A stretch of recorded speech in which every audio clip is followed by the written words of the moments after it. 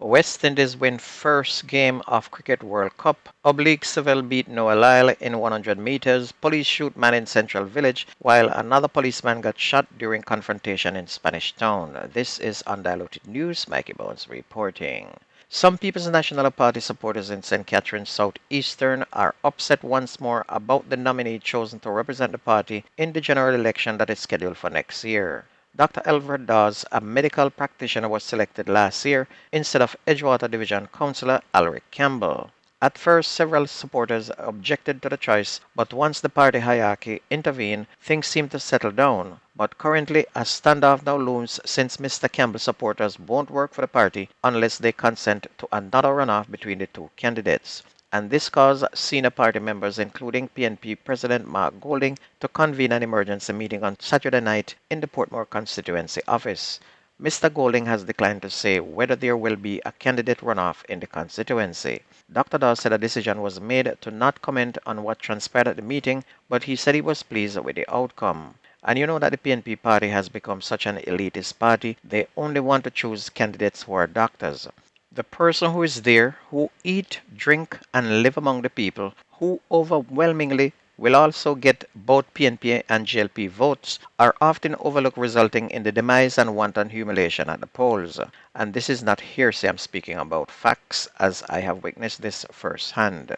Meanwhile, the ramp attendant who was detained and charged in relation to the December 10, 2020 huge cocaine bust at Norman Manley International Airport has been found guilty. 42-year-old Kimali Hoyles was found guilty on Friday in the Kingston and St. Andrew Parish Court of possessing cocaine, trading in cocaine, trying to export cocaine, trafficking cocaine, and having possession of criminal property. The conspiracy to trade in cocaine was found not proven against him.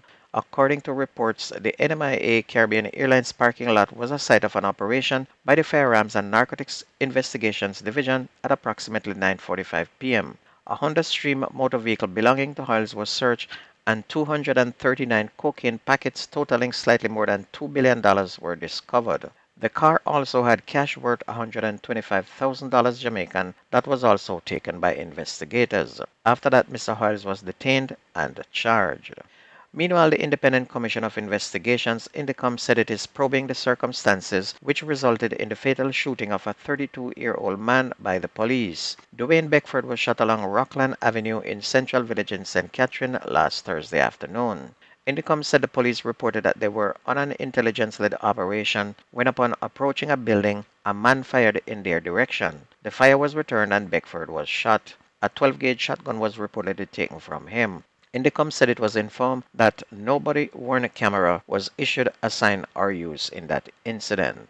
Meanwhile, 3 men were arrested after the police seized a 9mm Ruger pistol during a vehicular checkpoint on the Pedro Plains Main Road in St. Elizabeth early Sunday morning. Reports from the St. Elizabeth police are that about 1 a.m., the lawmen stopped a motor car with 3 male occupants, and during the search of a bag around one of the passengers' neck, the firearm was found. The man and the other occupants were arrested, and their identifications are being withheld pending further investigations. A police corporal was shot and injured but managed to hit one of his attackers, killing him in what was an attempted robbery yesterday morning in Sydenham in Spanish Town in St. Catherine.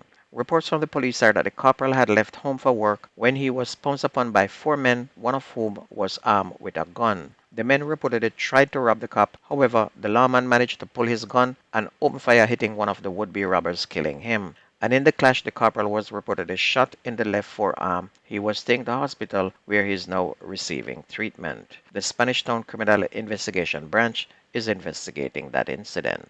Onto sports, and it was as usual exciting cricket which had me totally focused as it came down to the wire, with the West Indies beating Papua New Guinea with only 6 balls left. Papua New Guinea in their 20 overs made 136 for 8, while the West Indies were victorious, replying 137 for 5 in 19 overs. And in the North American battle, the USA managed to beat Canada by 14 balls and 7 wickets. Canada first at bat in 20 overs made 194 for 5. USA in reply were 197 for 3 in 17.4 overs.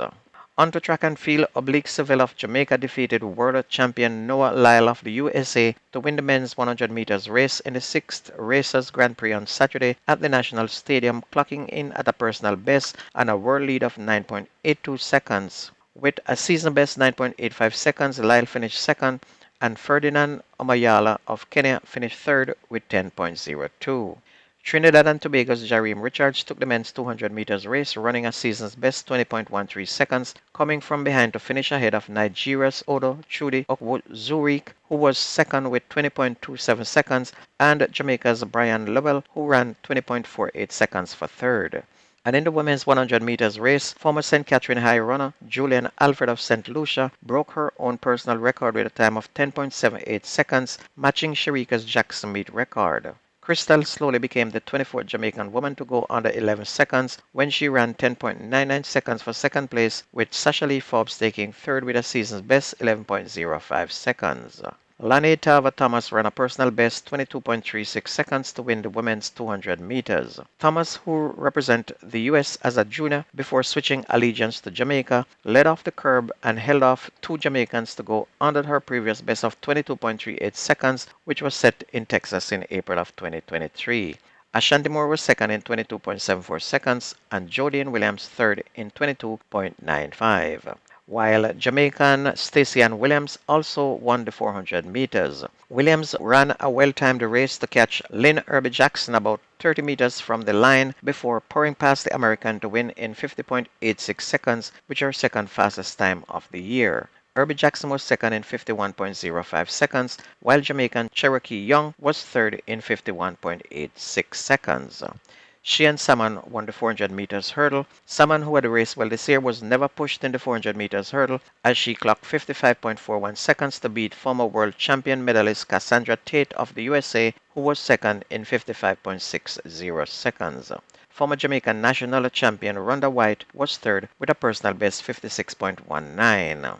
On to football, Mata scored two second-half goals to lead Brazil to a 4-0 win over Jamaica in the first match of the two-game friendly series at Arena Pernambuco on Saturday. The home team, which is preparing for the Paris Olympic Games, got a measure of revenge after they were knocked out of last year's FIFA Women's World Cup in the first round after being held 0-0 by the Reggae Girls in Australia. Jamaica, who were without standing captain Alison Swaby, who was ruled out of the game, trailed 2-0 at halftime with goals from Adriana in the 26th minute and an own goal from Chantel Swaby in the 38th minute. And don't forget that the best news and sports takes place on this station. If you ever miss the news, please go to YouTube, type in Jamerican Undiluted News, listen, like, share, and subscribe to keep it going. My name is Mikey Bones. I gone.